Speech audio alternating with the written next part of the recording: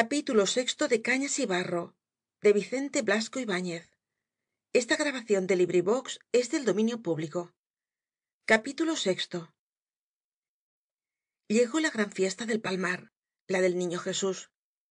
Era en diciembre. Sobre la albufera soplaba un viento frío que entumecía las manos de los pescadores, pegándolas a la percha. Los hombres llevaban gorros de lana hundidos hasta las orejas y no se quitaban el chubasquero amarillo que al andar producía un frufru de faldas huecas.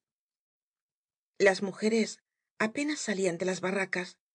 Todas las familias vivían en torno del hogar, ahumándose tranquilamente en una atmósfera densa de cabaña de esquimales. La albufera había subido de nivel. Las lluvias del invierno engrosaban las aguas y campos y ribazos estaban cubiertos por una capa líquida, moteada a trechos por las hierbas sumergidas. El lago parecía más grande. Las barracas aisladas, que antes estaban en tierra firme, aparecían como flotando sobre las aguas y las barcas atracaban en la misma puerta. Del suelo del palmar, húmedo y fangoso, parecía salir un frío crudo é insufrible que empujaba á las gentes dentro de sus viviendas. Las comadres del pueblo no recordaban un invierno tan cruel. Los gorriones moriscos, inquietos y rapaces, caían de las techumbres de paja, encogidos por el frío, con un grito triste que parecía un lamento infantil. Los guardas de la dehesa hacían la vista gorda ante las necesidades de la miseria, y todas las mañanas un ejército de chiquillos se esparcía por el bosque buscando leña seca para calentar sus barracas. Los parroquianos de Cañamél sentábanse en torno de la chimenea y sólo se decidían á abandonar sus silletas de esparto junto al fuego para ir al mostrador en busca de nuevos vasos. El palmar parecía entumecido y soñoliento. Ni gente en las calles, ni barcas en el lago. Los hombres salían para recoger la pesca caída en las redes durante la noche y volvían rápidamente al pueblo. Los pies mostrábanse enormes, con sus envolturas de paño grueso dentro de las alpargatas de esparto. Las barcas llevaban en el fondo una capa de paja de arroz para combatir el frío. Muchos días al amanecer flotaban en el canal anchas láminas de hielo como cristales deslustrados. Todos se sentían vencidos por el tiempo. Eran hijos del calor, habituados á ver hervir el lago y humear los campos su hálito corrompido bajo la caricia del sol. Hasta las anguilas, según anunciaba el tío Paloma, no querían sacar sus morros fuera del barro en aquel tiempo de perros, y para agravar la situación caía con gran frecuencia una lluvia torrencial que obscurecía el lago y desbordaba las acequias. El cielo gris daba un ambiente de tristeza á la albufera. Las barcas que navegaban en la bruma tenían el aspecto de ataúdes, con sus hombres inmóviles metidos en la paja y cubiertos hasta la nariz por gruesos andrajos. Pero al llegar Navidad, con su fiesta del Niño Jesús, el palmar pareció reanimarse, repeliendo el sopor invernal en que estaba sumido. Había que divertirse como todos los años, aunque se helase el lago y se anduviera sobre él, como contaban que ocurría en lejanas tierras. Mas aun que el deseo de divertirse les impulsaba el de molestar con su alegría á los rivales, á la gente de tierra firme, aquellos pescadores de Catarroja que se burlaban del niño del palmar, despreciando su pequeñez. Estos enemigos sin fe ni conciencia llegaban á decir que los del palmar sumergían á su divino patrón en las acequias cuando la pesca no era buena. Oh sacrilegio. Por eso el Niño Jesús castigaba su lengua pecadora, no permitiendo que gozasen el privilegio de los redolins. Todo el palmar se preparaba para las fiestas. Las mujeres desafiaban el frío atravesando el lago para ir á Valencia á la feria de Navidad. Al volver en la barca del marido, la impaciente chiquillería las esperaba en el canal, ansiosa por ver los regalos.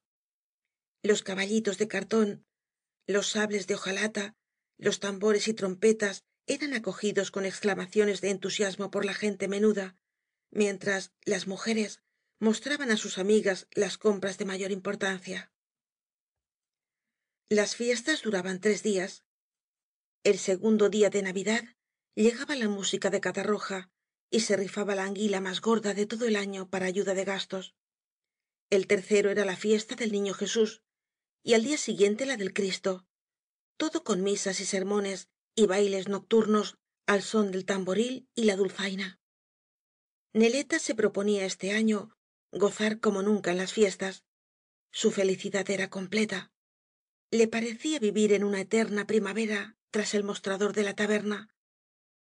Cuando cenaba, teniendo a un lado a Cañamél y al otro al cubano, todos tranquilos y satisfechos en la santa paz de la familia, se consideraba la más dichosa de las mujeres y alababa la bondad de Dios, que permite vivir felices a las buenas personas. Era la más rica y la más guapa del pueblo. Su marido estaba contento. Tonet, supeditado a su voluntad, mostrábase cada vez más enamorado. ¿Qué le quedaba por desear? Pensaba que las grandes señoras que había visto de lejos en sus viajes a Valencia no eran de seguro tan dichosas como ella en aquel rincón de barro rodeado de agua. Sus enemigas murmuraban. La samaruca la espiaba. Ella y Tonet, para verse a solas sin excitar sospechas, tenían que inventar viajes a las poblaciones inmediatas al lago.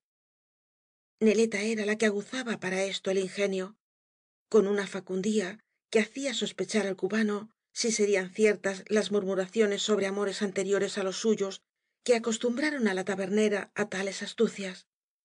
Pero ésta se mostraba tranquila ante la maledicencia. Lo que ahora hablaban sus enemigas era lo mismo que decían cuando entre ella y Tonet no se cambiaban más que palabras indiferentes. Y con la certeza de que nadie podía probar su falta, despreciaba las murmuraciones y en plena taberna bromeaba con Tonet de un modo que escandalizaba al tío Paloma. Neleta se daba por ofendida. No se habían criado juntos. No podía querer a Tonet como a un hermano, recordando lo mucho que su madre había hecho por ella. Cañamél asentía, alabando los buenos sentimientos de su mujer. En lo que no mostraba tanta conformidad del tabernero era en la conducta de Tonet como asociado. Aquel mozo había acogido su buena suerte lo mismo que si fuera un premio de la lotería, y como el que no hace daño a nadie y se come lo suyo, divertíase sin preocuparse de la pesca. El puesto de la sequidta daba buen rendimiento. No eran las pescas fabulosas de otra época, pero había noches en que se llegaba muy cerca del centenar de arrobas de anguilas, y Cañamél gozaba las satisfacciones del buen negocio, regateando el precio con los proveedores de la ciudad, vigilando el peso y presenciando el embarque de las banastas. Por este lado no iba mal la compañía, pero a él le gustaba la igualdad, que cada cual cumpliese su deber sin abusar de los demás. Había prometido su dinero y lo había dado. Suyas eran todas las redes, aparejos y bolsas de malla que podían formar un montón tan grande como la taberna. Pero Tonet prometió ayudarle con su trabajo, y podía decirse que aún no había cogido una anguila con sus pecadoras manos. Las primeras noches fué al redolí, y sentado en la barca con el cigarro en la boca, veía cómo su abuelo y los pescadores á sueldo vaciaban en la oscuridad las grandes bolsas, llenando de anguilas y tencas el fondo de la embarcación. Después, ni esto. Le molestaban las noches obscuras y tempestuosas en las que el agua estaba movida y se realizan las grandes pescas. No gustaba del esfuerzo que había que hacer para tirar de las redes pesadas y repletas. Le causaba cierta repugnancia la viscosidad de las anguilas escurriéndose entre las manos, y prefería quedarse en la taberna o dormir en su barraca. Cañamél, para animarlo con el ejemplo, echándole en cara su pereza, se decidía algunas noches á ir al redolí, tosiendo y quejándose de sus dolores.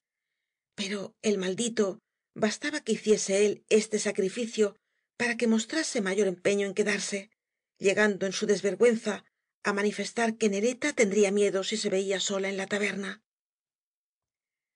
Era cierto que el tío Paloma se bastaba para llevar adelante el negocio, Nunca había trabajado con tanto entusiasmo como al verse dueño de la sequidta. Pero, ¡qué demonio! El trato era el trato, y a Cañamél le parecía que el muchacho le robaba algo viéndolo tan satisfecho de la vida y despegado por completo de su negocio. Qué suerte la de aquel bigardo. El miedo á perder la sequidta era lo único que contenía al tío Paco. Mientras tanto, tonet, viviendo en la taberna como si fuese suya, engordaba sumido en aquella felicidad de tener satisfechos todos sus deseos con sólo tender la mano. Se comía lo mejor de la casa, llenaba su vaso en todos los toneles, grandes y pequeños, y alguna vez, con loco y repentino impulso, como para afirmar más su posesión, se permitía la audacia de acariciar á Neleta por debajo del mostrador, en presencia de Cañamél y estando á 4 pasos los parroquianos, entre los cuales había algunos que no les perdían de vista. A veces experimentaba un loco deseo de salir del palmar, de pasar un día fuera de la albufera, en la ciudad o en los pueblos del lago, y se plantaba ante Neleta con expresión de amo. Dóname un duro. Un duro. ¿Y para qué? Los ojos verdes de la tabernera se clavaban en él imperiosos y fieros. Erguíase con la soberbia de la adúltera que no quiere ser engañada á su vez. Pero, al ver en la mirada del mocetón únicamente el deseo de vagar, de desentumecerse de su vida de macho bien cebado, Neleta sonreía satisfecha y le daba cuanto dinero pedía, recomendándole que volviese pronto. Cañamél se indignaba. Podría tolerársele aquello si atendiera al negocio, pero no, le defraudaba en sus intereses y además se comía media taberna, pidiendo encima dinero. Su mujer era muy buena. La perdía el agradecimiento que profesaba á aquellos palomas desde la niñez. Y con su minuciosidad de avaro iba contando lo que tonet consumía en el establecimiento y la prodigalidad con que convidaba á sus amigos siempre á costas del dueño. Hasta sangonera, aquel piojoso expulsado de la taberna porque llenaba de miseria los taburetes, volvía ahora al amparo del cubano que le hacía beber hasta la embriaguez y usaba para ello licores de botella, los más costosos, todo por el gusto de oir los disparates que se había forjado en sus lecturas de sacristán. El mejor día va á apoderarse hasta de mi cama, decía el tabernero quejándose á su Neleta. Y el infeliz no sabía leer en aquellos ojos, no veía una sonrisa diabólica en la mirada de malicia con que acogía ella tal suposición. Cuando tonet se cansaba de estar en la taberna días enteros, sentado junto á Neleta, con la expresión de un gozquecillo que espera el momento propicio para sus caricias, cogía la escopeta y el perro de cañamél y se iba á los carrizales. La escopeta del tío Paco era la mejor del palmar, un arma de rico que tonet consideraba como suya y con la que rara vez marraba el golpe. La perra era la famosa centella, conocida en todo el lago por su olfato. No había pieza que se le escapara, por espeso que fuese el carrizal, buceando como una nutria para sacar del fondo de los hierbajos acuáticos el pájaro herido. Cañamél afirmaba que no había dinero en el mundo para comprarle este animal, pero veía con tristeza que su centella mostraba mayor predilección por tonet, que la llevaba de caza todos los días, que por su antiguo amo, cubierto de pañuelos y mantas junto á la lumbre. Hasta de la perra se apoderaba aquel tuno. Tonet, entusiasmado por el magnífico arreglo que el tío Paco tenía para la caza, consumía la provisión de cartuchos guardada en la taberna para los cazadores. Nadie del palmar había cazado tanto. En los estrechos callejones de agua de las matas más cercanas al pueblo sonaba continuamente el escopetazo de tonet, y la centella, enardecida por el trabajo, chapoteaba en los carrizales. El cubano sentía una voluptuosidad feroz en este ejercicio que le recordaba sus tiempos de guerrillero. Se ponía al acecho esperando los pájaros con las mismas precauciones de astucia salvaje que empleaba al emboscarse en la manigua para cazar á los hombres. La centella le traía á la barca las foches y los collvérts, con el cuello blando y el plumaje manchado de sangre. Después venían los pájaros del lago menos vulgares, cuya caza llenaba de satisfacción á tonet, y admiraba muertos en el fondo de la embarcación el gallo de cañar con plumaje azul turquí y pico rojo, el agro ó garza imperial con su color verde y púrpura y un penacho de plumas estrechas y largas sobre la cabeza, el oroval con su color leonado y el buche rojo, el piuló ó pato florentino blanco y amarillento, el morell ó pelucón con cabeza negra de reflejos dorados y el singlot hermosa zancuda de espléndido plumaje de un verde brillante. Por la noche entraba en la taberna con aires de vencedor, arrojando en el suelo su cargamento de carne muerta envuelta en un arco iris de plumas. Allí tenía el tío Paco materia para llenar el caldero, se lo regalaba generosamente, al fin la escopeta era suya. Y cuando de tarde en tarde cazaba un flamenco llamado bragat por la gente de la albufera, con enormes patas, largo cuello, plumaje blanco y rosa y cierto aire misterioso semejante al de los ibis de Egipto, tonet se empeñaba en que cañamél lo hiciese disecar en valencia para su dormitorio, un adorno elegante, pues por algo lo buscaban tanto los señores de la ciudad. El tabernero acogía estos regalos con mugidos que revelaban una satisfacción muy relativa. ¿Cuándo dejaría quieta su escopeta? ¿No sentía frío en los carrizales? Ya que tan fuerte era, ¿por qué no ayudaba por las noches al abuelo en el trabajo del redolí? Pero el condenado acogía con risotadas las lamentaciones del enfermizo tabernero y se dirigía al mostrador. Neleta, una copa. Bien se la había ganado pasando el día entre los carrizales, con las manos heladas sobre la escopeta para traer aquel montón de carne. Y aún murmuraban que huía del trabajo. En un arranque de impudor alegre, acariciaba las mejillas de Neleta por encima del mostrador, sin importarle la presencia de la gente, ni temer al marido. No eran como hermanos y habían jugado juntos de pequeños. El tío Tóni nada sabía ni quería saber de la vida de su hijo. Se levantaba antes del alba y no volvía hasta la noche. Comía con la borda, en la soledad de sus campos sumergidos, algunas sardinas y torta de maíz. Su lucha por crear nueva tierra le tenía en la pobreza, no permitiéndole mejores alimentos. Al volver á la barraca, cerrada ya la noche, se tendía en su camastro con los huesos doloridos, sumiéndose en el sopor del cansancio, pero su pensamiento velaba, calculando entre las nieblas del sueño las barcas de tierra que aún faltaban en sus campos y las cantidades que debía satisfacer á los acreedores antes de considerarse dueño de unos arrozales creados con su sudor palmo á palmo. El tío paloma pasaba las más de las noches fuera de la barraca pescando en la sequiota. Tonet no comía con la familia y sólo á altas horas, cuando se cerraba la taberna de cañamél, llamaba á la puerta con impaciente pataleo, levantándose la pobre borda soñolienta y fatigada para abrirle. Así transcurrió el tiempo hasta que llegaron las fiestas del palmar. La víspera de la fiesta del niño, por la tarde, casi todo el pueblo se agolpó entre la orilla del canal y la puerta trasera de la taberna de cañamél. Era esperada la música de Catarroja y el principal aliciente de las fiestas, y aquel pueblo, que durante el año no oía otros instrumentos que la guitarra del barbero y el acordeón de tonet, estremecíase al pensar en el estrépito de los cobres y el zumbido del bombo por entre las filas de barracas. Nadie sentía los rigores de la temperatura. Las mujeres, para lucir sus trajes flamantes, habían abandonado los mantones de lana y mostraban los brazos arremangados, violáceos por el frío. Los hombres llevaban fajas nuevas y gorros rojos ó negros que aún conservaban los pliegues de la tienda.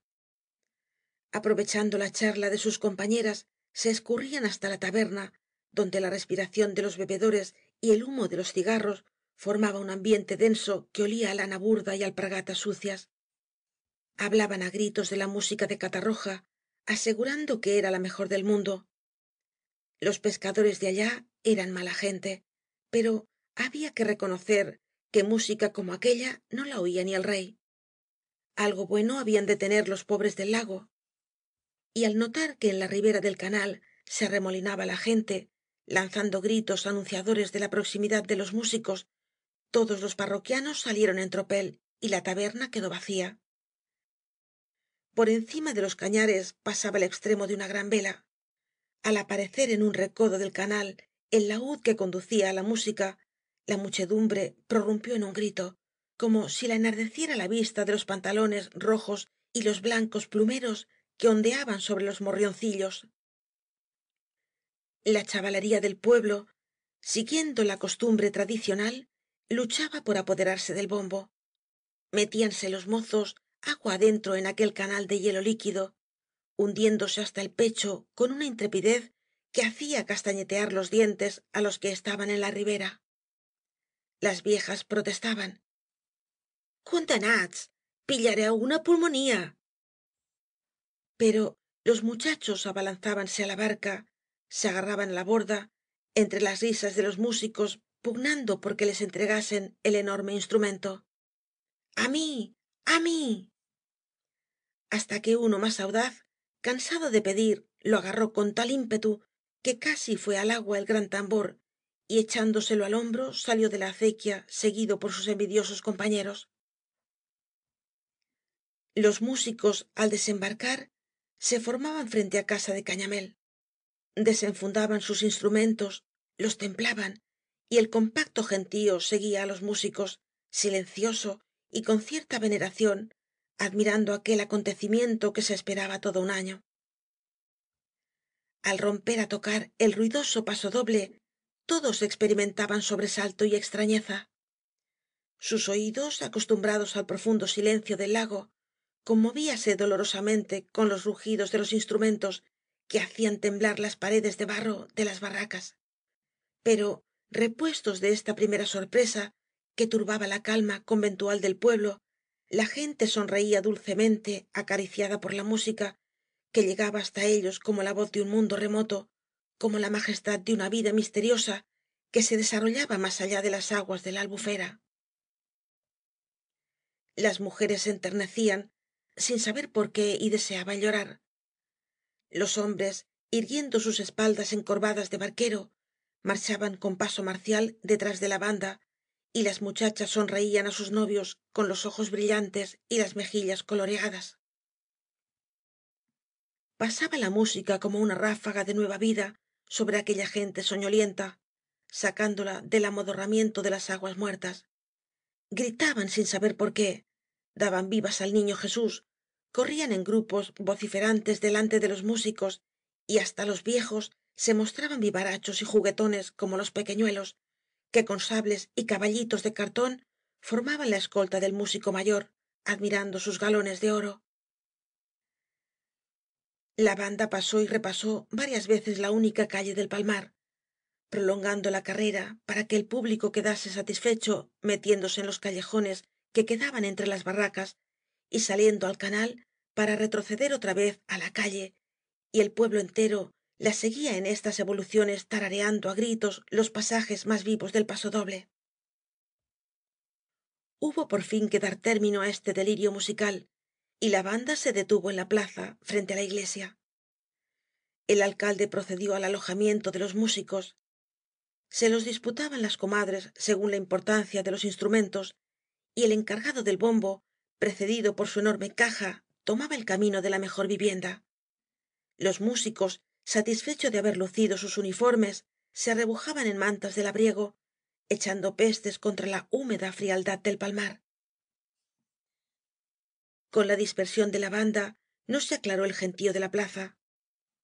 En un extremo de ella comenzó á sonar el redoble de un tamboril, y al poco rato se anunció una dulzaina con prolongadas escalas que parecían cabriolas musicales. La muchedumbre aplaudió. Era dimoni, el famoso dulzainero de todos los años, un alegre compadre, tan célebre por sus borracheras como por la habilidad en la dulzaina. Sangonera era su mejor amigo, y cuando el dulzainero venía á las fiestas, el vagabundo no se separaba de él un momento, sabiendo que al final se beberían fraternalmente el dinero de los clavarios. iba á rifarse la anguila más gorda del año para ayuda de la fiesta. Era una costumbre antigua que respetaban todos los pescadores. El que de ellos cogía una anguila enorme la guardaba en su vivero sin atreverse á venderla. Si alguien pescaba otra más grande, se guardaba ésta y el dueño de la anterior podía disponer de ella. De este modo los clavarios poseían siempre la más enorme que se había cogido en la albufera. Este año el honor de la anguila gorda correspondía al tío Paloma. Por algo pescaba en el primer sitio. El viejo experimentaba una de las mayores satisfacciones de su vida enseñando el hermoso animal á la muchedumbre de la plaza. Aquello lo había pescado él, y sobre sus brazos temblones mostraba el serpentón de lomo verde y vientre blanco, grueso como un muslo y con una piel grasienta en la que se quebraba la luz.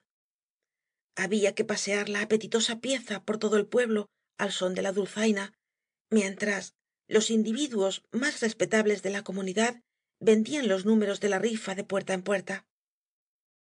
tin traballa una vegá, dijo el barquero soltando el animal en brazos de sangonera.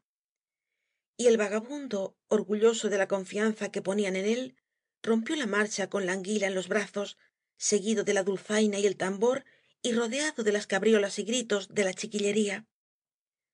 Corrían las mujeres para ver de cerca la enorme bestia, para tocarla con religiosa admiración, como si fuese una misteriosa divinidad del lago, y sangonera las repelía con gravedad. fora fora la iban á corromper con tantos tocamientos, pero al llegar frente á la casa de cañamél creyó que había gozado bastante de la admiración popular. Le dolían los brazos debilitados por la pereza.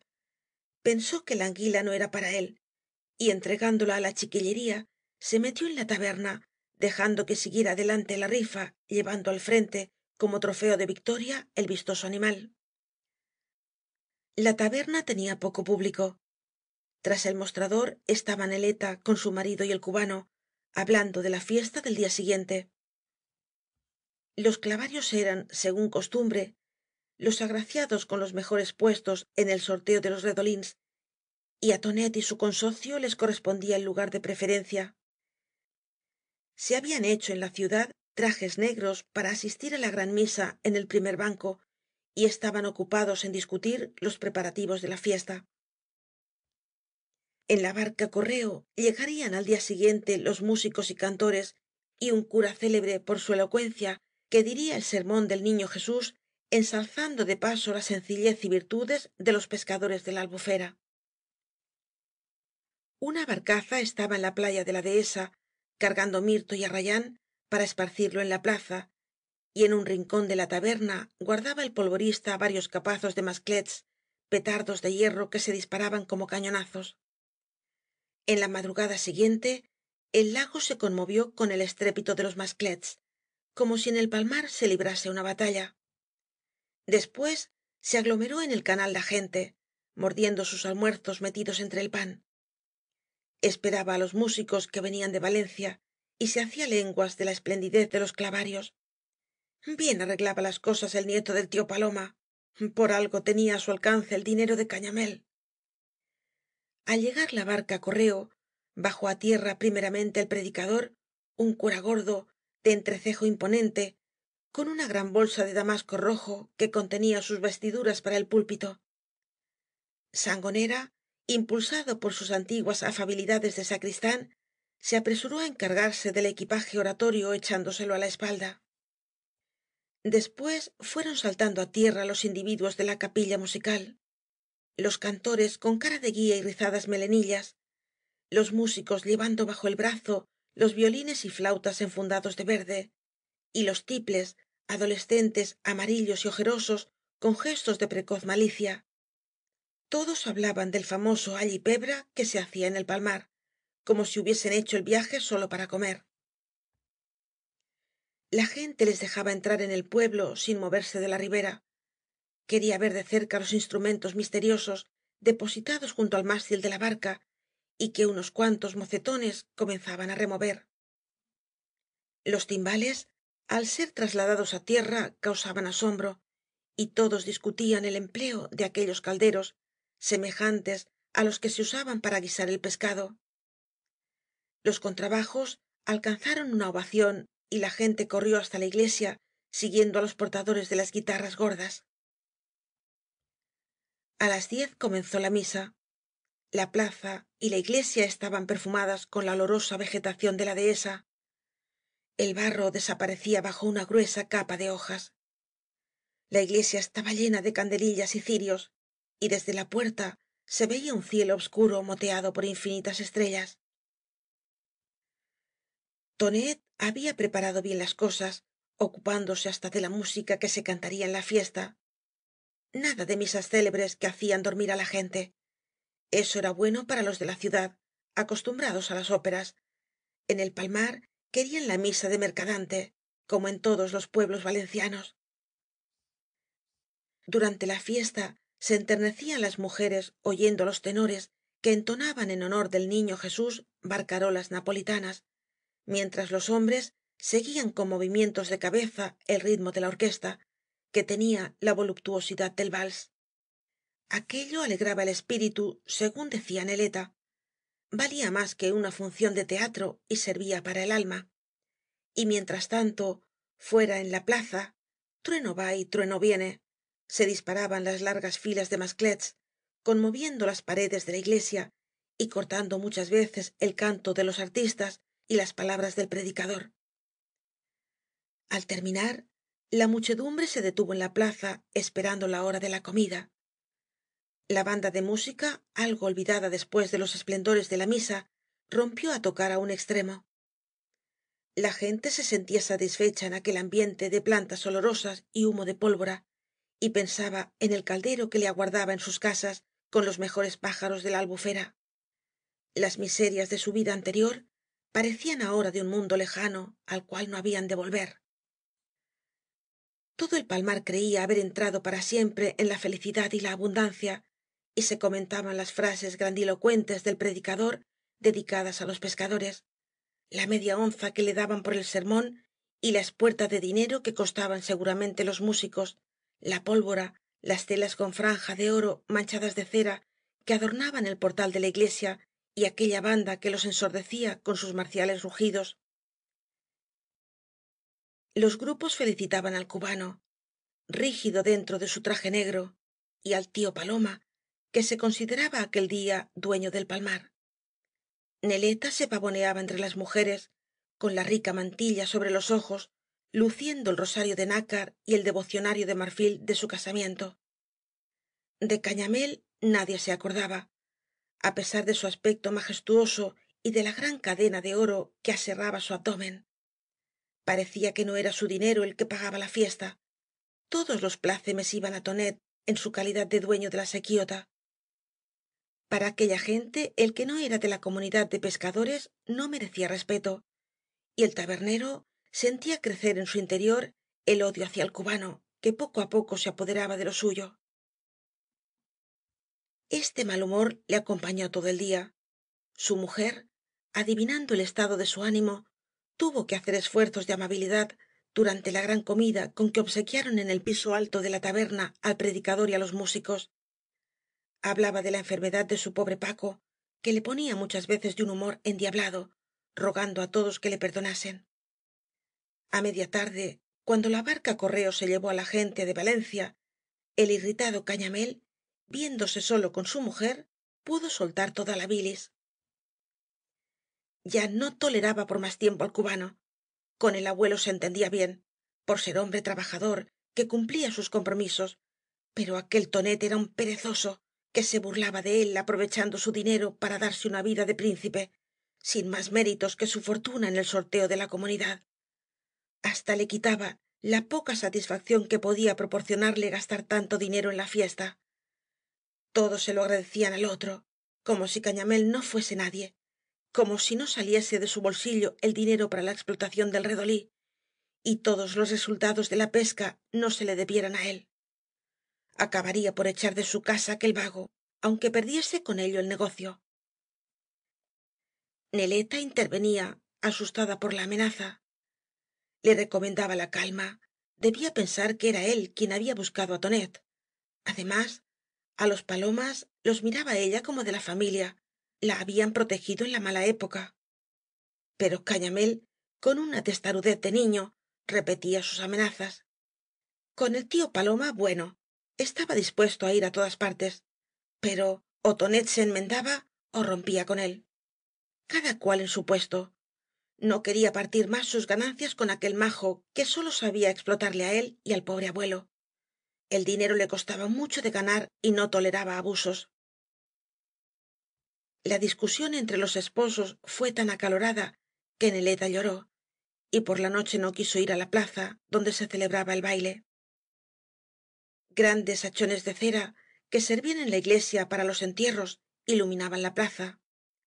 Dimoni tocaba en su dulzaina las antiguas contradanzas valencianas, y la cháquera bella ó el baile al estilo de torrente, y las muchachas del palmar danzaban ceremoniosamente dándose la mano, cruzándose las parejas, como damas de empolvada peluca que se hubieran disfrazado de pescadoras para bailar una pavana á la luz de las antorchas.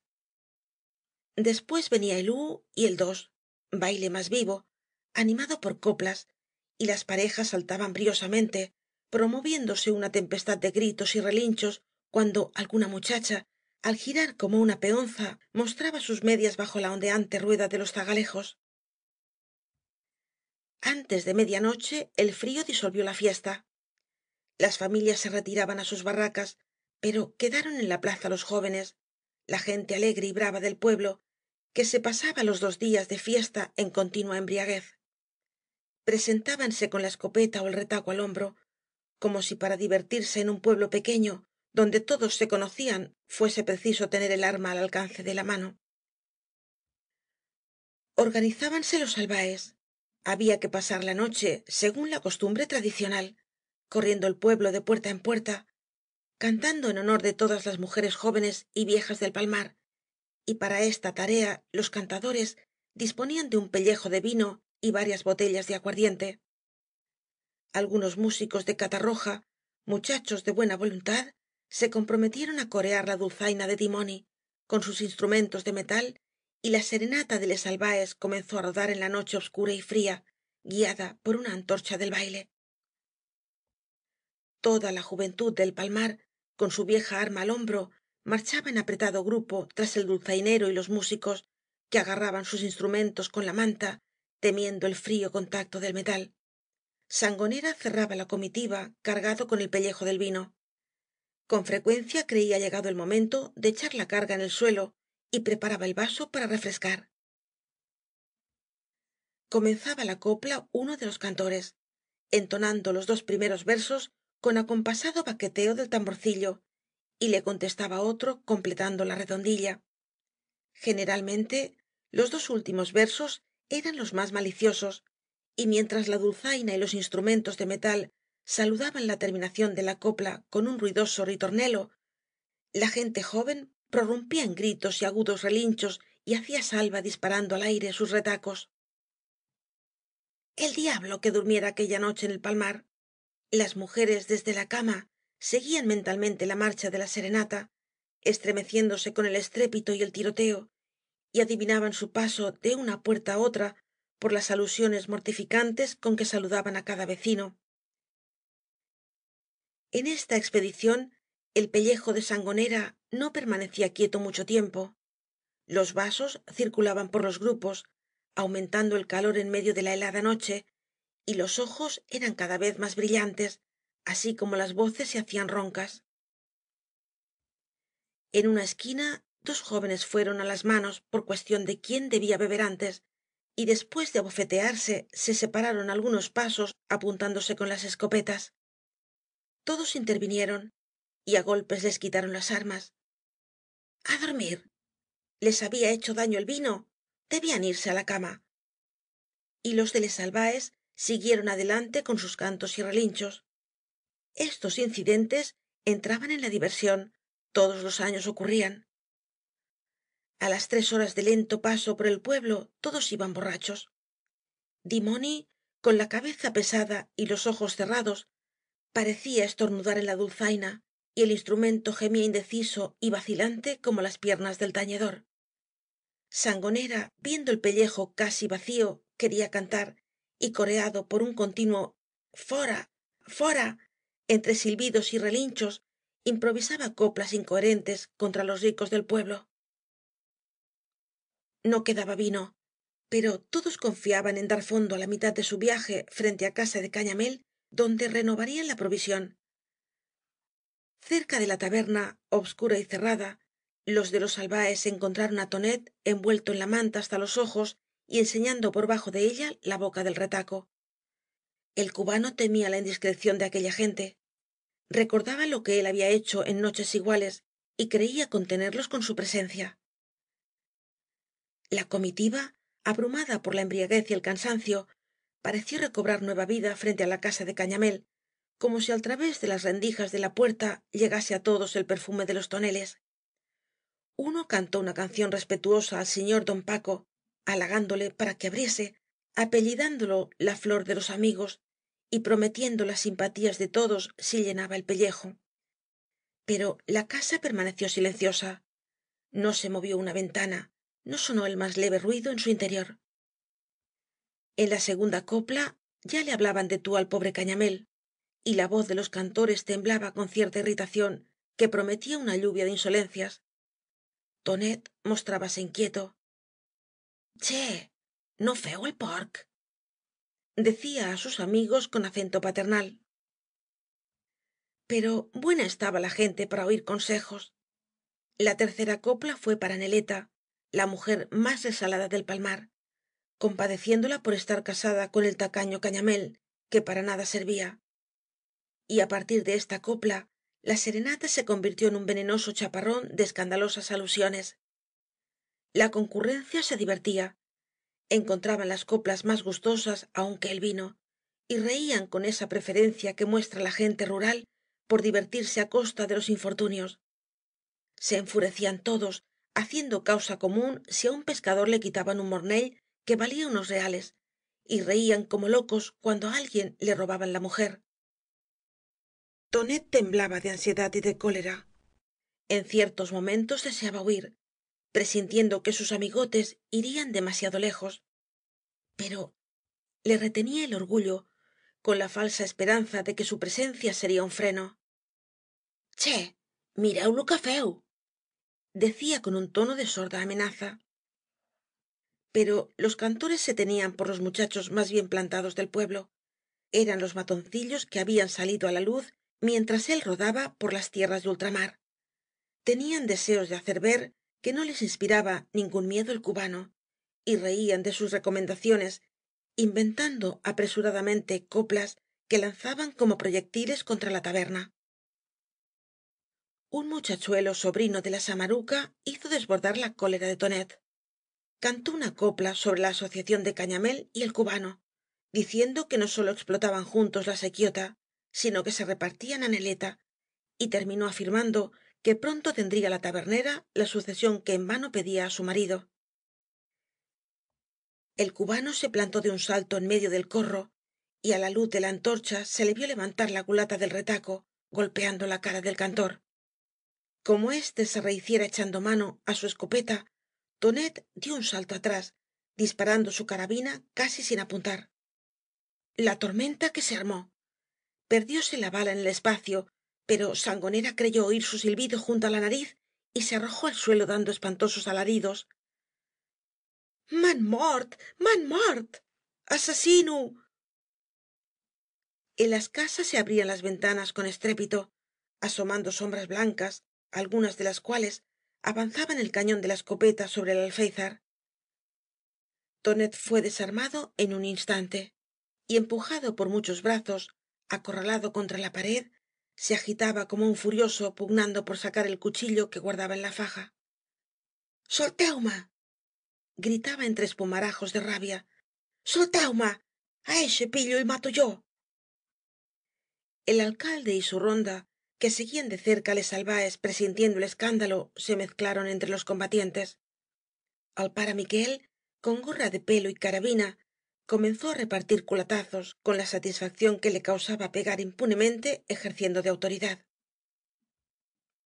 El cabo de los carabineros se llevó á tonet hacia su barraca, amenazándole con el mauser, y al sobrino de la samaruca lo metieron en una casa para lavarle la sangre del culatazo. Sangonera dio más que hacer. Seguía revolcándose en el suelo, asegurando entre berridos que estaba muerto. Le daban el último vino del pellejo para animarlo, y el vagabundo, satisfecho del remedio, juraba que estaba pasado de parte á parte y no podía levantarse hasta que el enérgico vicario, adivinando su marrullería, le largó dos saludables patadas que instantáneamente le pusieron en pie. El alcalde ordenó que les albaes siguieran su marcha. Ya habían cantado bastante á Cañamél. El funcionario sentía por el tabernero ese respeto que inspira en los pueblos el hombre rico y quería evitarle nuevos disgustos. Se alejó la serenata como desmayada. En vano hacía escalas la dulzaina de dimoni, pues los cantores, viendo seco el pellejo, sentían obstruida su garganta. Fueron cerrándose las ventanas. La calle quedó solitaria, pero los últimos curiosos, al retirarse, creyeron oir en el piso alto de la taberna rumor de voces, choque de muebles y algo como un lejano llanto de mujer interrumpido por las exclamaciones sordas de una voz furiosa. Al día siguiente sólo se hablaba en el palmar de lo ocurrido en Les Albaes frente á la casa de Cañamél. Tonet no osaba presentarse en la taberna. Temía abordar la penosa situación en que le había colocado la imprudencia de los amigos. Durante la mañana vagó por la plaza de la iglesia sin atreverse á ir más adelante, viendo de lejos la puerta de la taberna llena de gente. Era el último día de jolgorio y vagancia para el pueblo. Se celebraba la fiesta del Cristo y por la tarde la música se embarcaría para Catarroja, dejando al palmar sumido en su tranquilidad de convento para todo un año. Tonet comió en la barraca con su padre y la borda, que durante los 3 días de fiesta, para no dar que hablar á los vecinos, habían suspendido á regañadientes el rudo trabajo contra las aguas. El tío Tono debía ignorar lo ocurrido en la noche anterior. Su gesto grave, pero igual al de todos los días, así lo revelaba. Además, había pasado el tiempo reparando los desperfectos que el invierno causaba en su barraca, pues el rudo trabajador no podía descansar un instante. La borda debía saber algo. Se leía en sus ojos puros que parecían iluminar su fealdad, en la mirada compasiva y tierna que fijaba en Tonet, estremeciéndose por el peligro que había arrostrado en la noche anterior. En un momento que los dos jóvenes quedaron solos, ella se quejó con dolorosas exclamaciones. Señor, si el padre sabía lo ocurrido, lo iba á matar á disgustos. El tío Paloma no se presentó en la barraca, sin duda comía con Cañamél. Por la tarde lo encontró Tonet en la plaza. Su rostro arrugado no reflejaba ninguna impresión, pero habló á su nieto con sequedad, aconsejándole que fuese á la taberna. El tío Paco tenía algo que decirle. Tonet retardó algún tiempo la visita. Se entretuvo en la plaza, viendo cómo se formaba la banda para tocar por última vez lo que la gente llamaba el pasacalle de las anguilas. Los músicos se consideraban chasqueados si al volver del palmar no llevaban alguna pesca á sus familias. Todos los años antes de partir recorrían el pueblo entonando el último pasodoble, mientras al frente del bombo algunos chiquillos con espuertas iban recogiendo lo que cada vecina quería darles: anguilas, tencas y lisas, sin contar el llobarro, la buscada lubina, que los clavarios reservaban para el músico mayor. La música rompió á tocar, andando con paso lento para que las pescadoras depositasen sus ofrendas. Entonces fué cuando Tonet se decidió á entrar en casa de Cañamél. Buenas tardes, caballers, gritó alegremente para darse ánimos. Neleta, tras el mostrador, le lanzó una mirada indefinible y bajó la cabeza para que no viese sus ojeras profundas y los párpados enrojecidos por el llanto. Cañamél le contestó desde el fondo del establecimiento, señalando majestuosamente la puerta de las habitaciones interiores. Pasa, pasa, tenim que parlar. Los dos hombres entraron en un estudi inmediato a la cocina, que servía algunas veces de dormitorio a los cazadores de Valencia. Cañamél no dio tiempo á su socio para sentarse. Estaba lívido. Sus ojillos brillaban más hundidos que nunca entre los bullones de grasa, y su nariz corta y redonda temblaba como un tic nervioso. El tío Paco abordó la cuestión. Aquello había de acabarse. Ya no podían seguir juntos en el negocio ni ser amigos. Y como tonet intentase protestar, el gordo tabernero, que estaba en un momento de pasajera energía, tal vez el último de su existencia, le detuvo con un gesto. Nada de palabras. Era inútil. Estaba resuelto á concluir. Hasta el tío Paloma reconocía su razón. Habían emprendido el negocio con el trato de que él pondría el dinero y el cubano el trabajo. Su dinero no había faltado. El esfuerzo del socio es lo que nadie veía. El señor lo pasaba a lo grande, mientras su pobre abuelo se mataba trabajando por él. Y si sólo fuese esto, se había metido en aquella casa como si fuese de su propiedad. Parecía el amo de la taberna. Comía y bebía de lo mejor, disponía del cajón como si no tuviese dueño. Se permitía libertades que no quería recordar. Se apoderaba de su perra, de su escopeta y, según decía ahora la gente, hasta de su mujer. Mentira, mentira, gritó tonet con el ansia del culpable. Cañamél le miró de un modo que le hizo ponerse en guardia con cierto miedo. Sí, seguramente era mentira. También creía él lo mismo. Esto les valía a Neleta y a tonet, porque si él llegase a sospechar remotamente que pudieran ser ciertas las porquerías que aquellos canallas habían cantado la noche anterior, era hombre para retorcerle el pescuezo a ella y meterle un escopetazo a él entre ceja y ceja. ¿Qué se había figurado? El tío Paco era muy bueno, pero, a pesar de su enfermedad, resultaba tan hombre como cualquiera cuando le tocaban lo suyo. Y el tabernero, temblando de sorda cólera, se paseaba como el caballo viejo y enfermo, pero de raza fuerte, que sabe encabritarse hasta el último momento. Tonet miraba con admiración al antiguo aventurero, que, en su enfermiza indolencia, panzudo y hablando, encontraba aún la energía de sus tiempos de luchador, libre de escrúpulos. En el silencio de la habitación resonaba el eco lejano de los instrumentos de metal que recorrían el pueblo.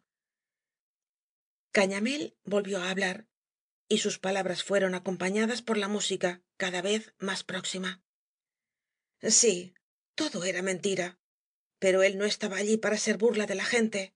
Además, le cargaba ver á tonet siempre en la taberna, tomándose con neleta aquellas familiaridades de hermano. No quería en su casa más hermanazgos postizos. Se acabó. Estaba de acuerdo con el tío Paloma.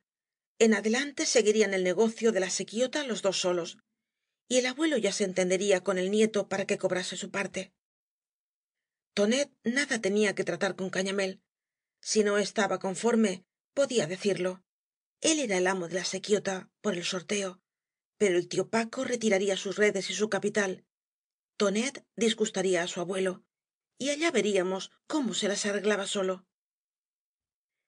Tonet no protestó ni opuso resistencia. Lo que acordase su abuelo bien hecho estaba.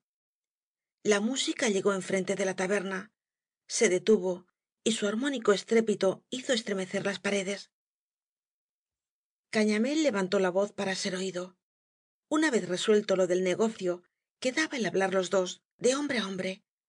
Y él con su autoridad de marido, que no quiere que se le rían, y de hombre que cuando era preciso sabía poner en la puerta a un parroquiano molesto, ordenaba a tonet que no se acercase más por la taberna. Lo entendía bien. Se acabó la amistad. Era lo más acertado para impedir murmuraciones y mentiras. La puerta de aquella casa debía ser en adelante para el cubano tan alta como el Miguelete de Valencia. Y mientras los trombones lanzaban sus rugidos á la puerta de la casa, Cañamél erguía su figura casi esférica sobre las puntas de los pies y elevaba el brazo al techo para expresar la altura enorme, inconmensurable, que en adelante había de separar al cubano del tabernero y su mujer. Capítulo 6.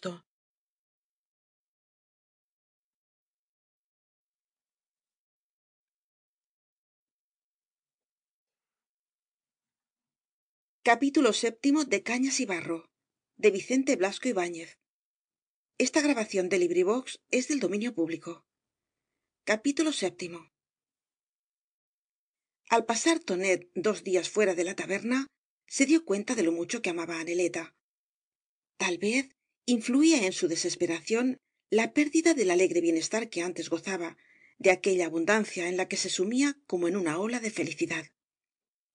Faltábale a más de esto el encanto de los ocultos amores adivinados por todo el pueblo, la malsana dicha de acariciar a su amante en pleno peligro, casi en presencia del esposo y de los parroquianos, expuesto a una sorpresa. Arrojado de casa de Cañamél, no sabía dónde ir. Probó a contraer amistades en las otras tabernas del palmar, míseras barracas, sin más fortuna que un tonelillo, donde sólo de tarde en tarde entraban los que por deudas atrasadas no podían ir a casa de Cañamél. Tonet huyó de estos sitios como un potentado que penetrase por error en un bodegón. Pasó los días vagando por las afueras del pueblo. Cuando se cansaba iba al Saler, al Perelló, al puerto de Catarroja, a cualquier sitio para matar el tiempo. Él, tan perezoso, perchaba horas enteras en su barquito para ver a un amigo, sin otro propósito que fumar un cigarro con él. La situación le obligaba a vivir en la barraca de su padre, examinando con cierta inquietud al tío Tóni, que alguna vez, en la fijeza de su mirada, parecía revelarle su conocimiento de todo lo ocurrido. Tonet cambió de conducta a impulsos del tedio. Para vagar de un lado a otro de la albufera como un animal enjaulado, mejor era prestar su ayuda al pobre padre. Y desde el día siguiente, con la pasajera furia de los perezosos, cuando se deciden al trabajo, fué, como en otros tiempos, a arrancar barro de las acequias. El tío Tóni demostró su gratitud por este arrepentimiento desarrugando el ceño y dirigiendo algunas palabras á su hijo. Lo sabía todo. Las cosas ocurrían tal como él las anunciaba. Tonet no había procedido como un paloma, y el padre sufrió mucho oyendo lo que se decía de él. Le hería dolorosamente ver á su hijo viviendo á costa del tabernero y robándole además la mujer. mentira mentira contestaba el cubano con la ansiedad del culpable. son calumnias. Mejor. El tío Tóni celebraba que fuese así. Lo importante era haber salido del peligro. Ahora á trabajar, á ser hombre honrado, á ayudar al padre en la tarea de enterrar sus charcas. Cuando éstas se convirtiesen en campos y en el palmar viesen á los palomas recoger muchos sacos de arroz, ya encontraría Tonet una compañera. Podría escoger entre todas las muchachas de los pueblos inmediatos. A un rico nadie le contesta negativamente. Y Tonet, animado por las palabras de su padre, entregábase al trabajo con verdadera rabia. La pobre Borda se fatigaba á su lado más aún que yendo con el tío Tóni. El cubano siempre creía que trabajaba poco. Era exigente y brutal con la infeliz muchacha. La cargaba como si fuese una bestia, pero comenzaba él por dar ejemplo de fatiga.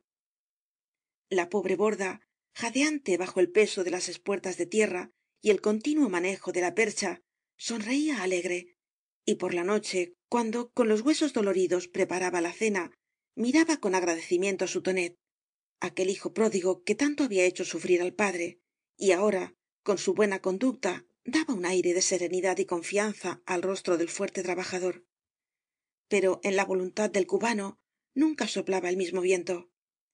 La conmovían furiosas ráfagas de actividad y reaparecía después la calma de una pereza dominadora y absoluta.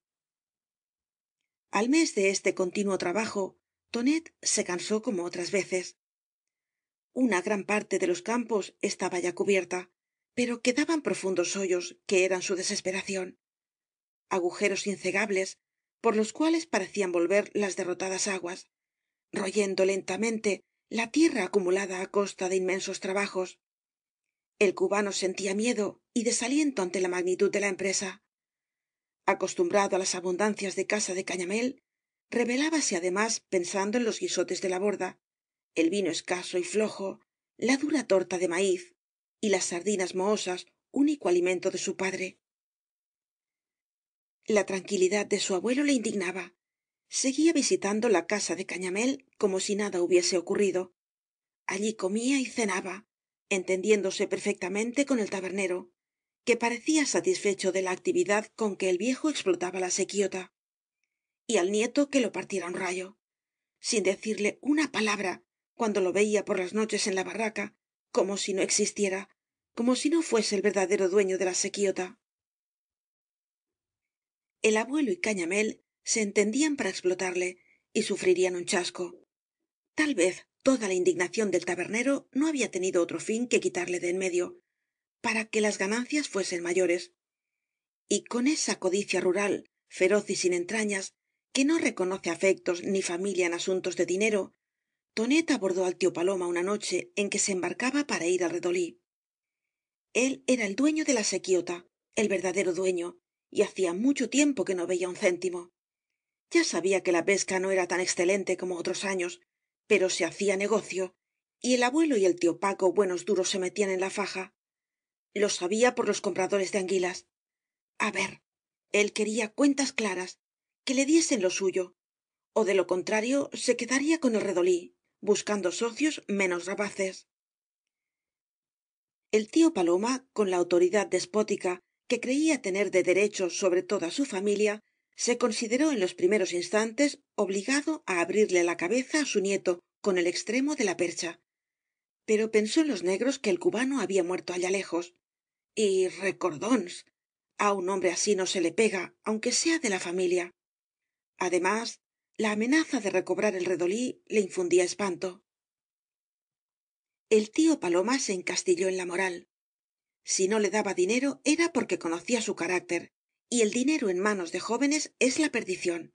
Se lo bebería, iría á jugárselo con los pillos que manejaban la baraja á la sombra de cualquier barraca del saler. Prefería guardarlo él, y así prestaba un favor á tonet. Al fin, cuando él muriese, ¿para quién sería lo suyo más que para el nieto? Pero tonet no se ablandaba con esperanzas.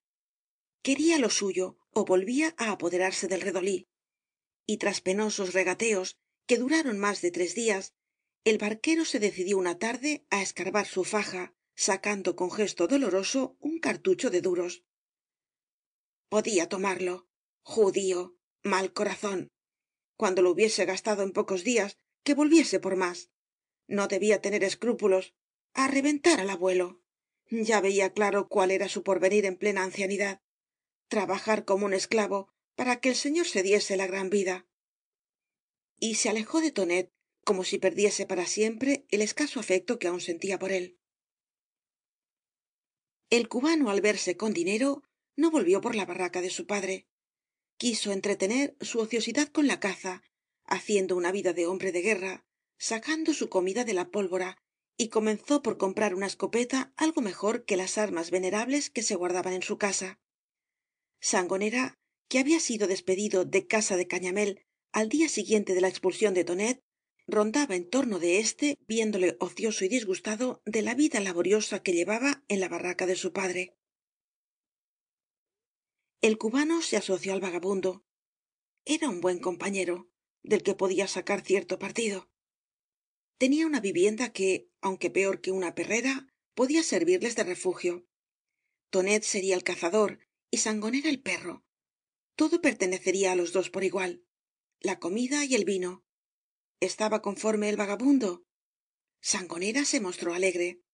Él también contribuiría al mantenimiento común. Tenía unas manos de oro para sacar los mornells de los canales y apoderarse de la pesca, volviendo otra vez las redes al agua. No era cual ciertos rateros sin escrúpulos que, como decían los pescadores del palmar, no sólo robaban el alma, sino que se llevaban el cuerpo, o sea, los bolsillos de malla.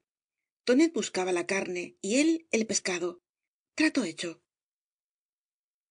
Desde entonces, sólo de tarde en tarde, vieron en el pueblo al nieto del tío paloma, con la escopeta al hombro, silbando cómicamente á Sangonera, que marchaba tras de sus pasos con la cabeza baja, mirando astutamente á todos lados por si había algo aprovechable al alcance de sus zarpas. Pasaban semanas enteras en la dehesa, haciendo una vida de hombres primitivos. Tonet, en medio de su tranquila existencia en el palmar, había pensado muchas veces con melancolía en sus años de guerra, en la libertad sin límites y llena de peligros del guerrillero, que teniendo la muerte ante los ojos, no ve obstáculos ni barreras, y carabina en mano cumple sus deseos sin reconocer otra ley que la de la necesidad. Los hábitos contraídos en sus años de vida belicosa en plena selva los resucitaba ahora en la dehesa, a 4 pasos de poblaciones donde existían leyes y autoridad. Con ramaje seco fabricábanse chozas él y su compañero en cualquier rincón de la arboleda. Cuando tenían hambre mataban un par de conejos ó palomas salvajes de las que revoloteaban entre los pinos, y si necesitaban dinero para vino y cartuchos, tonet se echaba la escopeta á la cara y en una mañana lograba formar un racimo de piezas que el vagabundo vendía en el saler ó en el puerto de catarroja, volviendo con un pellejo que ocultaba en los matorrales. La escopeta de tonet sonando con insolencia por toda la dehesa fué un reto para los guardas, que hubieron de abandonar su tranquila vida de solitarios. Sangonera estaba al acecho como un perro mientras cazaba tonet, y al ver con su aguda mirada de vagabundo la aproximación de los enemigos, silbaba á su compañero para ocultarse. Varias veces se encontró el nieto del tío paloma frente á frente con los perseguidores y sostuvo gallardamente su voluntad de vivir en la dehesa. Un día disparó un guarda contra él, pero momentos después, como una amenazadora respuesta, oyó el silbido de una bala junto á su cabeza. Con el antiguo guerrillero no valían indicaciones. Era un perdido que no temía ni á Dios ni al diablo. Tiraba tan bien como su abuelo, y cuando enviaba la bala cerca era porque sólo quería hacer una advertencia. Para acabar con él era preciso matarle.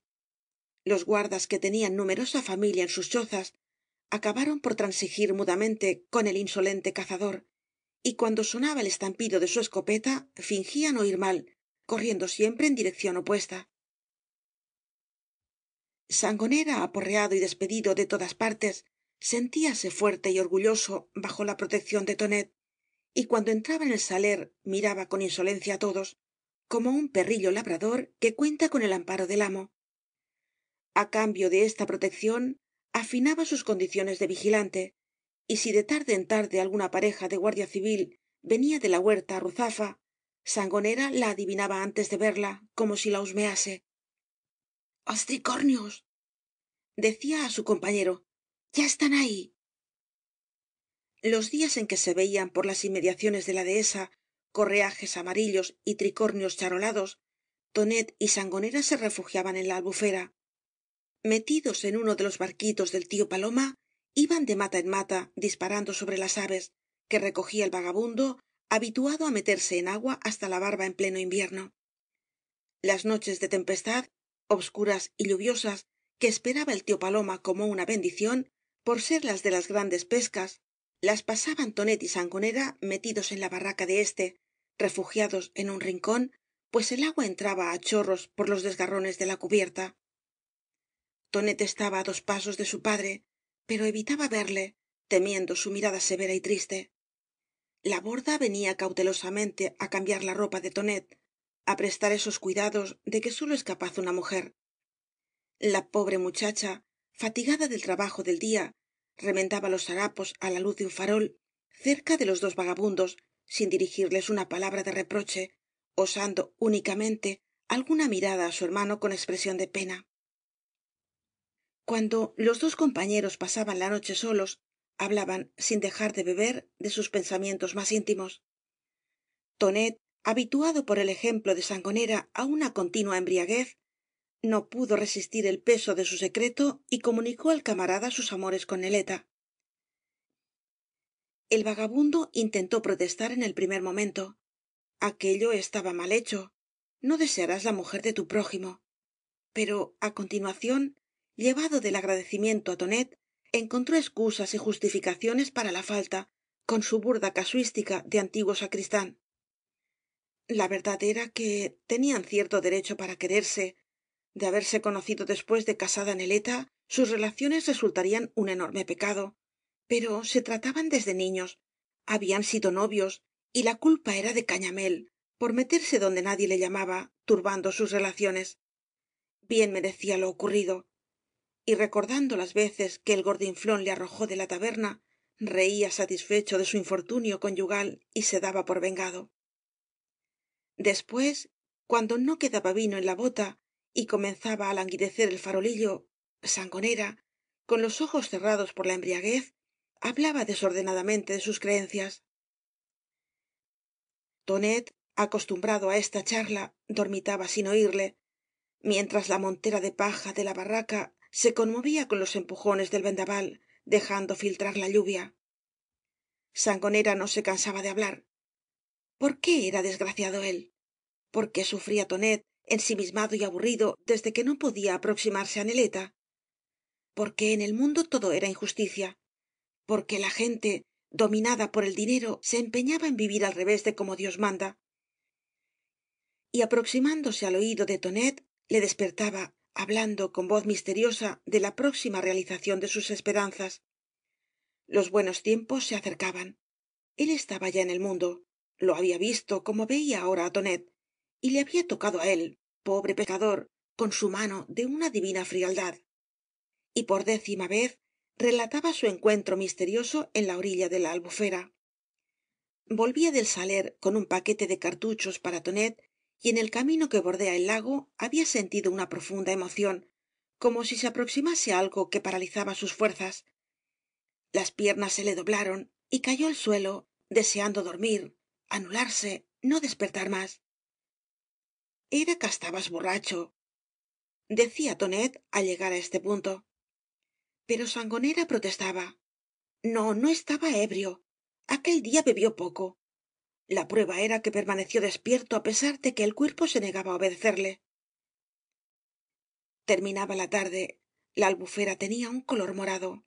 A lo lejos, en las montañas, se enrojecía el cielo con oleadas de sangre, y sobre este fondo, avanzando por el camino, vio Sangonera un hombre que se detuvo al llegar junto á él.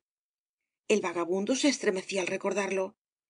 La mirada dulce y triste, la barba partida, la cabellera larga. ¿Cómo iba vestido?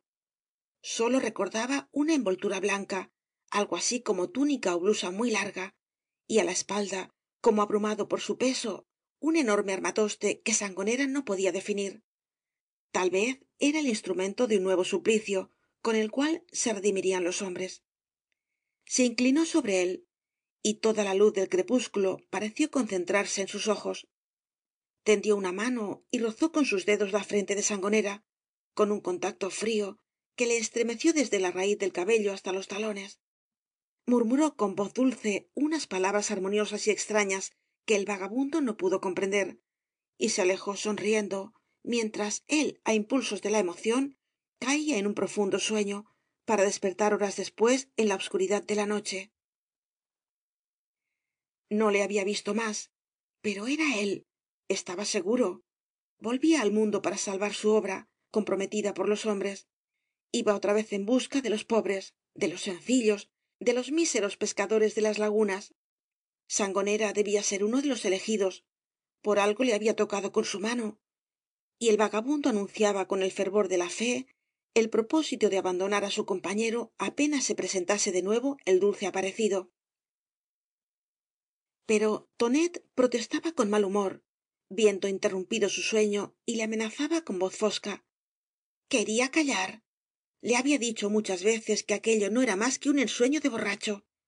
De estar claro y en seco, que es como debía cumplir sus encargos, hubiese visto que el hombre misterioso era cierto italiano vagabundo, que pasó 2 días en el palmar afilando cuchillos y tijeras, y llevaba á la espalda la rueda de su oficio.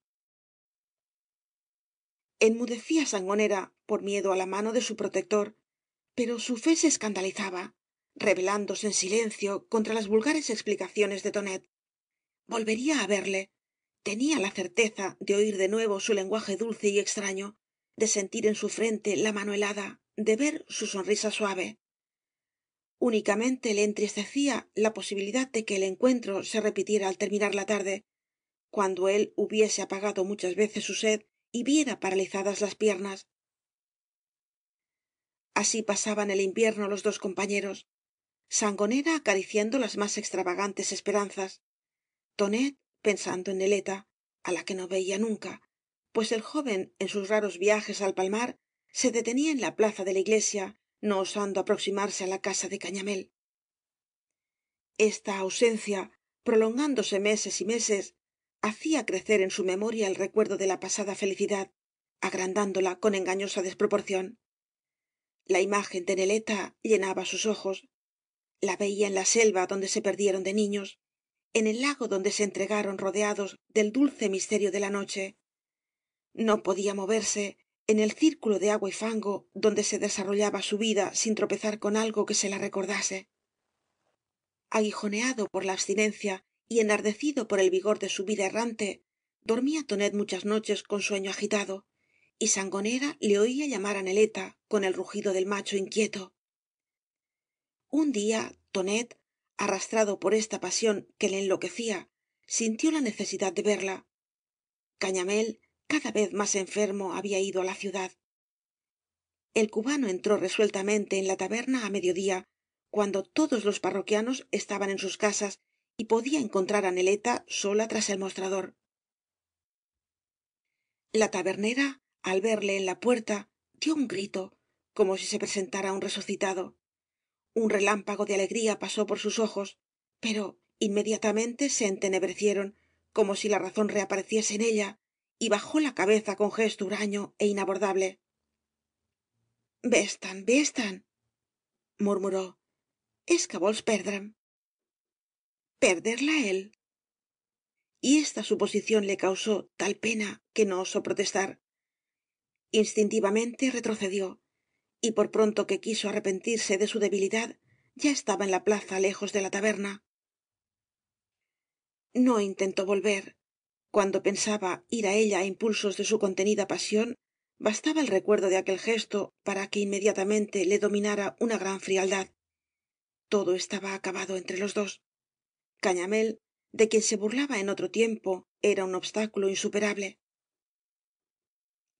El odio que sentía hacia el marido le hacía ir en busca de su abuelo, creyendo que cuanto realizara contra éste era en perjuicio del esposo de Neleta. Dinero. Quería dinero. Se enriquecerían con la sequiota, y á él, que era el amo, lo olvidaban. Estas demandas producían entre abuelo y nieto discusiones y enfados, que milagrosamente no acababan á golpes en la orilla del canal. Los barqueros viejos se asombraban ante la paciencia que mostraba el tío Paloma para convencer á su nieto.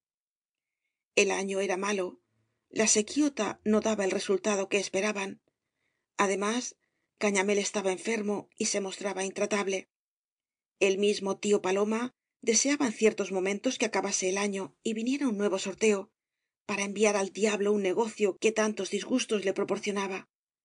Su antiguo sistema era el bueno, que cada uno pescase para él. Compañías ni con la mujer. Cuando Tonet conseguía arrancar algunos duros á su abuelo, silbaba alegremente á Sangonera, y de taberna en taberna iban hasta Valencia, pasando varios días de crápula en los bodegones de los arrabales, hasta que la ligereza de los bolsillos les obligaba á volver á la albufera. En las conversaciones con su abuelo se había enterado de la enfermedad de Cañamél. En el palmar no se hablaba de otra cosa, por ser el tabernero la primera persona del pueblo, ya que casi todos en el momento de apuro solicitaban sus favores. Cañamél se agravaba en sus dolencias. No era aprensión, como todos creían al principio. Su salud estaba quebrantada, pero al verle cada vez más grueso, más hinchado, desbordando grasa, la gente declaraba con gravedad que iba á morir de exceso de salud y buena vida. Cada vez se quejaba más, sin poder precisar dónde estaba su mal. El reuma traidor, producto de aquella tierra pantanosa, ayudado por una vida de inmovilidad, se paseaba por su corpachón jugando al escondite, perseguido por las cataplasmas y los remedios caseros que nunca podían alcanzarle en su loca carrera. El tabernero se quejaba por la mañana de la cabeza y á la tarde del vientre ó de la hinchazón de las extremidades. Las noches eran terribles y más de una saltaba del lecho y abría la ventana en pleno invierno, afirmando que se ahogaba en la habitación, no encontrando en ella aire para sus pulmones. Hubo un momento en que creyó haber desenmascarado su enfermedad. Ya la tenía, y conocía el nombre de la pícara. Cuando comía mucho, era mayor la dificultad en la respiración y sentía violentas náuseas. Su enfermedad estaba en el estómago. Y comenzó á medicinarse reconociendo que el tío Paloma era un sabio. Lo que él tenía era exceso de comodidades, como decía el barquero, la enfermedad de comer demasiado y beber bien. La abundancia era su enemigo. La samaruca, su terrible cuñada, se había aproximado á él desde que expulsó á Tonet de la taberna. Al fin, como afirmaba ella con fiereza de arpía, su cuñado había tenido vergüenza una vez. Salía á su encuentro cuando Cañamél paseaba por el pueblo. Le llamaba fuera de la taberna, pues no se atrevía á presentarse ante Neleta dentro de su casa, segura de que la pondría en la puerta. Y en estas entrevistas se enteraba con exagerado interés de la salud del cuñado, lamentando sus locuras. Debía haber permanecido solo después de la pérdida de la difunta. Había querido hacer el chaval casándose con una muchacha, y todo lo tenía: disgustos y falta de salud. Aquella imprudencia le salía al exterior, y gracias que no le costase la vida. Cuando Cañamél le habló de la enfermedad del estómago, la maliciosa comadre fijó en él una mirada de asombro, como si por su pensamiento pasase una idea que á ella misma la asustaba. ¿Era realmente en el estómago donde tenía el mal? ¿No le habrían dado algo para acabar con él? Y el tabernero, en los malignos ojos de la mala vieja, vio una sospecha tan clara, tan odiosa contra Neleta, que se enfureció, faltando poco para que la pegase. arre allá, mala bestia. Ya lo decía la pobre difunta, que temía á su hermana más que al demonio. Y volvió la espalda á la samaruca, proponiéndose no verla más. Sospechar tales horrores de Neleta. Nunca se había mostrado su mujer tan buena y solícita con él. Si algo de rencor quedaba en el tío Paco, de la época en que Tonet se hacía dueño de la taberna con el apoyo silencioso de su mujer, había desaparecido ante la conducta de Neleta, que olvidaba todos los asuntos del establecimiento para pensar sólo en su marido.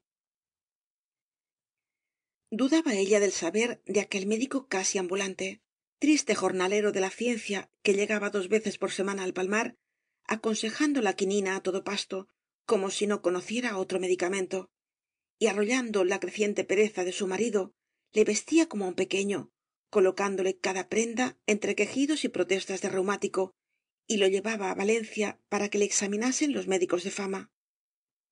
Ella hablaba por él, aconsejándole como una madre para que hiciese todo cuanto le mandaban aquellos señores. La respuesta era siempre la misma: no tenía más que un reuma, pero un reuma fuerte, que no se localizaba en parte alguna, que dominaba todo el organismo como resultado de su juventud agitada de vagabundo y de la vida perezosa y sedentaria que llevaba ahora. Debía agitarse, trabajar, hacer mucho ejercicio y, sobre todo, privarse de excesos. Nada de beber, pues se adivinaba en él la profesión de tabernero aficionado á trincar con los parroquianos. Nada de otros abusos. Y los médicos bajaban la voz, completando con guiños significativos sus recomendaciones, que no osaban formular claramente en presencia de una mujer. Volvían á la albufera animados por repentina energía después de oir á los médicos. Él estaba dispuesto á todo. Quería agitarse para echar lejos aquella grasa que envolvía su cuerpo abrumando sus pulmones. Iría á los baños que le recomendaban. Obedecería á Neleta, que sabía más que él y asombraba con su desparpajo á aquellos señores tan graves. Pero apenas entraba en la taberna, toda su voluntad se desplomaba. Se sentía agarrado por la voluptuosidad de la inercia, no atreviéndose á mover un brazo más que á costa de quejidos y supremos esfuerzos. Pasaba los días junto á la chimenea, mirando el fuego, con la cabeza vacía, bebiendo copas á instancias de los amigos. Por una más no iba á morir.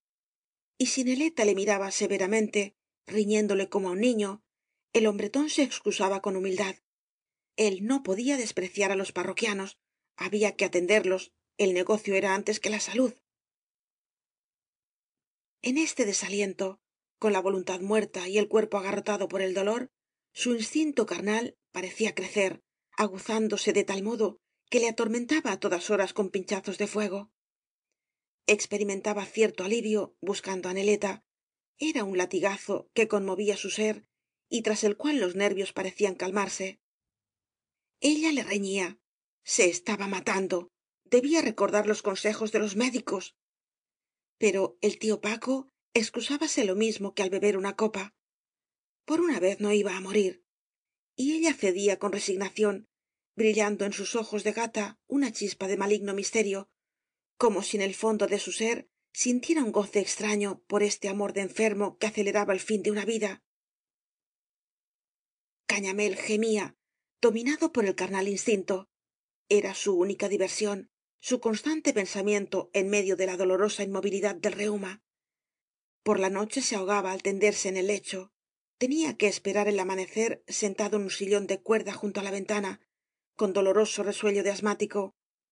De día sentíase mejor, y cuando se cansaba de tostar sus piernas ante el fuego, entrábase con paso vacilante en las habitaciones interiores. Neleta, Neleta, gritaba con voz ansiosa, en la que su mujer adivinaba una súplica. Y Neleta iba allá con gesto resignado, abandonando el mostrador á su tía, permaneciendo oculta más de una hora, mientras sonreían los parroquianos, enterados de todo por su vida casi en común con los taberneros. El tío Paloma, que así como se aproximaba el término de la explotación del redolí era menos respetuoso con su consocio, decía que Cañamél y su mujer se perseguían en la taberna como los perros en plena calle. La samaruca afirmaba que estaban asesinando á su cuñado. La tal Neleta era una criminal y su tía una bruja. Entre las dos habían dado algo al tío Paco que le trastornaba el juicio.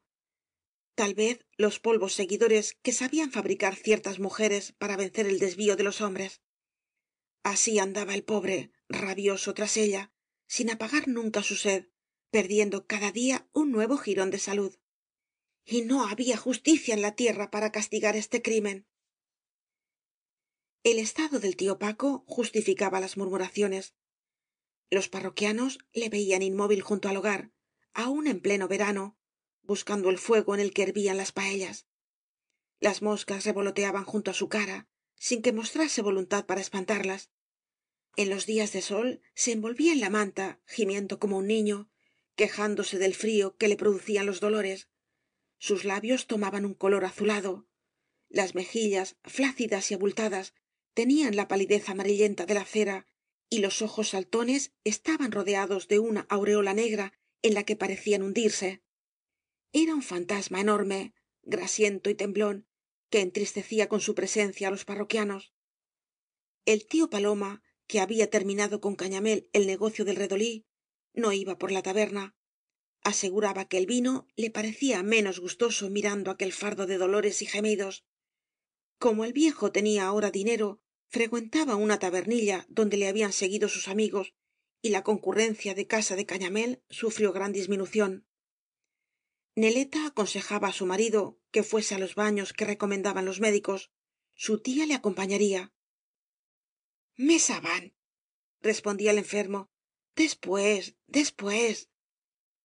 Y seguía inmóvil en la silleta de esparto, sin voluntad para separarse de la mujer y de aquel rincón al que parecía agarrada su existencia.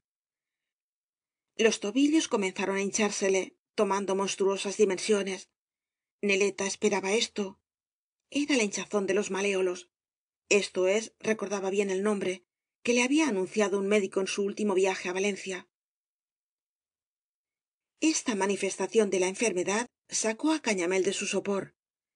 Ya sabía él lo que era aquello, la humedad maldita del palmar que se le metía por los pies al permanecer quieto, y obedeció á Neleta, que le ordenaba trasladarse á otro terreno. En Ruzafa tenían, como todos los ricos del palmar, su casita alquilada para casos de enfermedad. Allí podría valerse de los médicos y las farmacias de Valencia. Cañamél emprendió el viaje acompañado de la tía de su mujer, y estuvo ausente unos 15 días. Pero apenas la hinchazón decreció un poco, el tío Paco quiso volver, afirmando que ya estaba bueno. No podía vivir sin su Neleta. En Ruzafa sentía el frío de la muerte cuando, al llamar á su esposa, se presentaba la tía con su cara arrugada y hocicuda de anguila vieja. Volvió á reanudar los antiguos hábitos, sonando en la taberna el débil quejido de Cañamél como un continuo lamento.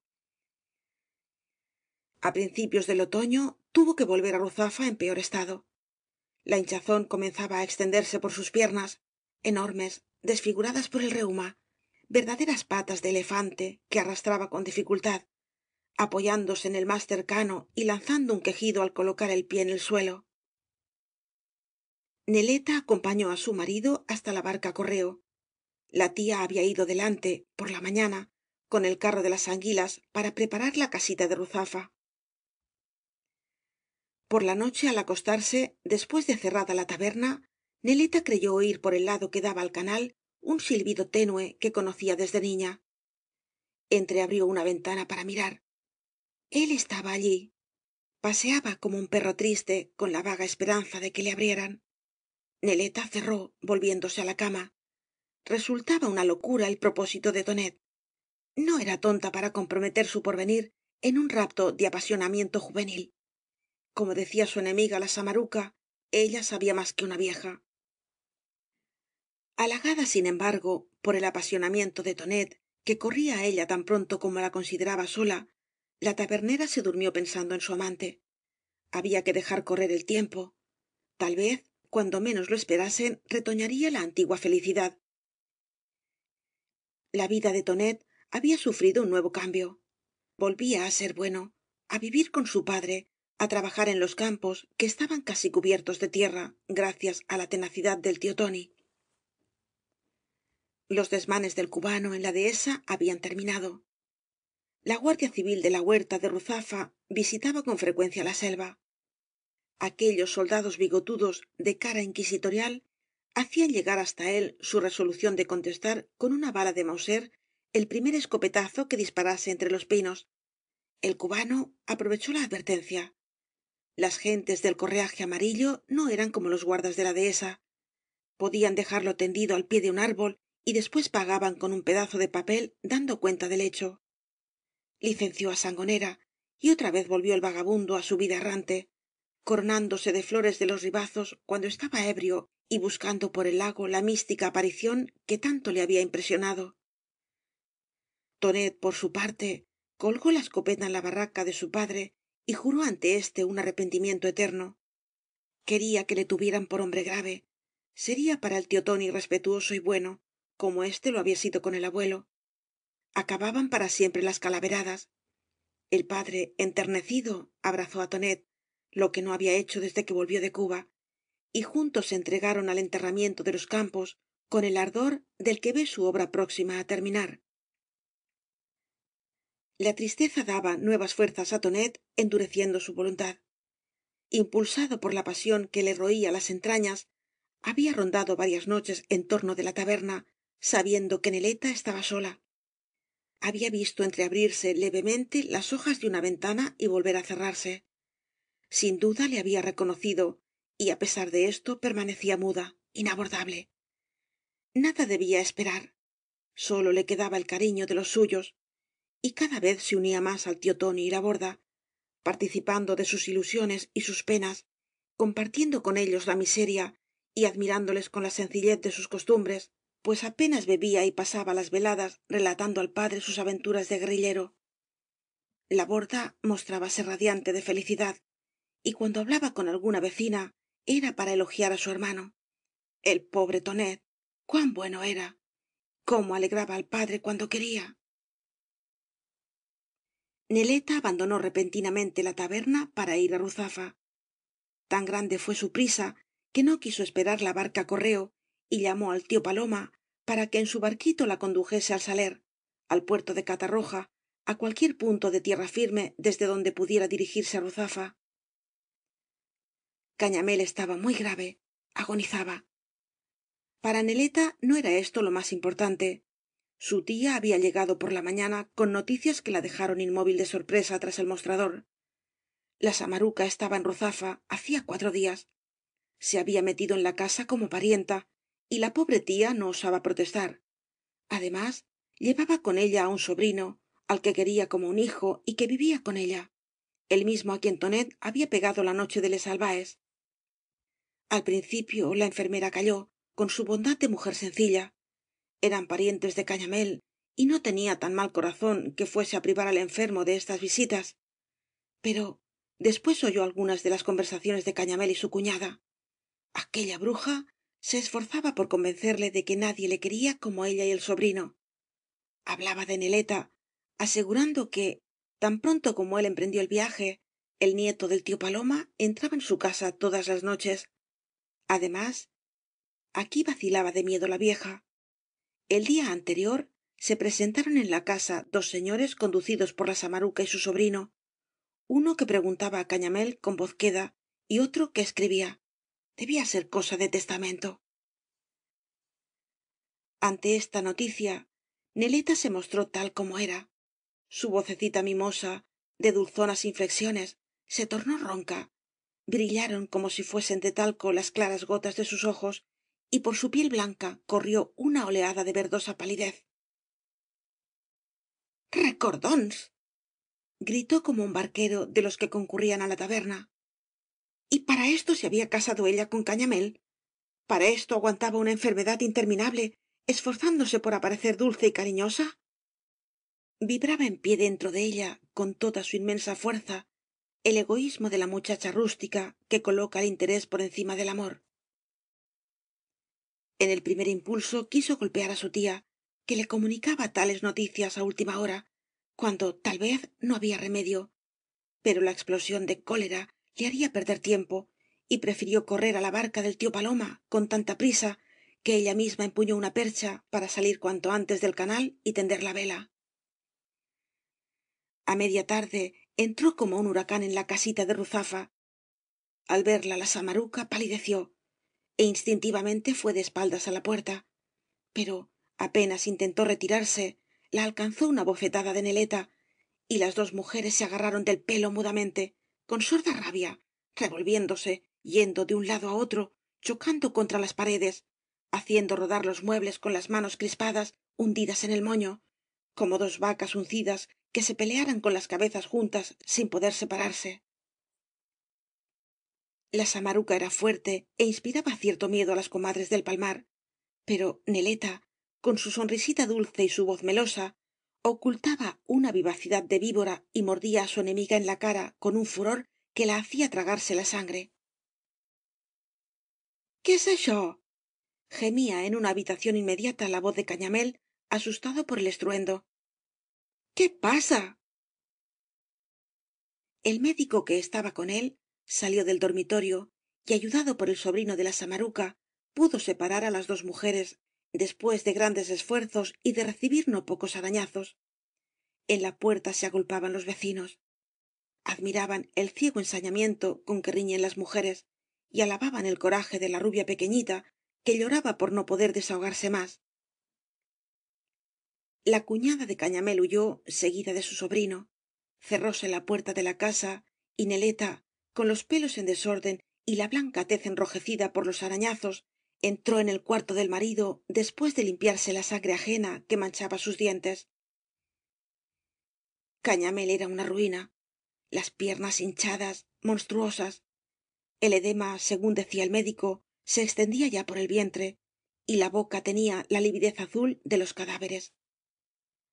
Parecía aún más enorme sentado en un sillón de cuerda, con la cabeza hundida entre los hombros, sumido en un soporte apoplético del que sólo lograba salir á costa de grandes esfuerzos. No preguntó la causa del estruendo, como si la hubiese olvidado instantáneamente, y sólo al ver á su mujer hizo un torpe gesto de alegría y murmuró: Estic molt mal. No podía moverse. Tan pronto como intentaba acostarse se ahogaba, y había que correr á levantarlo como si hubiese llegado su última hora. Neleta hizo sus preparativos para quedarse allí. La samaruca no se burlaría más. No soltaba á su marido hasta llevárselo bueno al pueblo. Pero ella misma hacía un gesto de incredulidad ante la esperanza de que Cañamél pudiera volver á la albufera. Los médicos no ocultaban su triste opinión. Se moría de un reumatismo cardíaco, de asistolia. Era enfermedad sin remedio. El corazón quedaría falto de contracción en el momento menos esperado y acabaría la vida. Neleta no abandonaba á su marido. Aquellos señores que habían escrito papeles cerca de él no se apartaban de su pensamiento. La enfurecía el amodorramiento de Cañamél. Quería saber qué es lo que había dictado bajo la maldita inspiración de la samaruca y le sacudía para hacerle salir de su sopor. pero el tío Paco, al reanimarse un momento, contestaba siempre lo mismo. Todo lo había dispuesto bien. Si ella era buena, si le quería como tantas veces se lo había jurado, nada debía temer. A los 2 días murió Cañamél en su sillón de esparto, asfixiado por el asma, hinchado, con las piernas lívidas. Neleta apenas lloró. Otra cosa le preocupaba. Cuando el cadáver hubo salido para el cementerio y ella se vio libre de los consuelos que le prodigaban las gentes de Ruzafa, sólo pensó en buscar al notario que había redactado el testamento y enterarse de la voluntad de su esposo. No tardó en lograr su deseo. Cañamél había sabido hacer bien las cosas, como afirmaba en sus últimos momentos. Declaraba su heredera a Neleta, sin mandas ni legados, pero ordenaba que si ella volvía á casarse o demostraba con su conducta sostener relaciones amorosas con algún hombre, la parte de su fortuna que podía disponer pasase á su cuñada y á todos los parientes de la primera esposa.